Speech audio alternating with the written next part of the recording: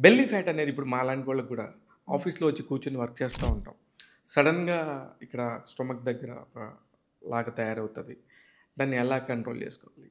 ఎక్కువ శాతం processed foods తిన్నా, ప్రాసెస్డ్ మీట్స్ తిన్నా, స్ట్రెస్ ఎక్కువగా ఉన్నా, కార్టిజాల్ అంటే నైట్ టైం ఎక్కువ మేలుకున్నా, ఎవరికైనా పీసీఓడీ, పీసీఓఎస్, డయాబెటీస్ ఉన్నా, లైఫ్ స్టైల్ అంటే ఇప్పుడు ఎక్కువ వ్యాయామం లేకపోయినా, ఎక్సర్సైజ్ ఎక్కువగా లేకపోయిన వాళ్ళందరికీ బెల్లీ ఫ్యాట్ వస్తది. ఓకే.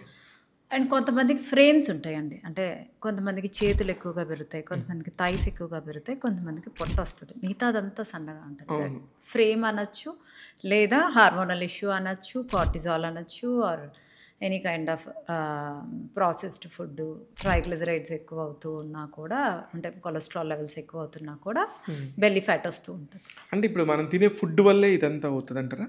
తినే ఫుడ్ వల్ల లైఫ్ స్టైల్ కూడా చెప్పాను. అవును.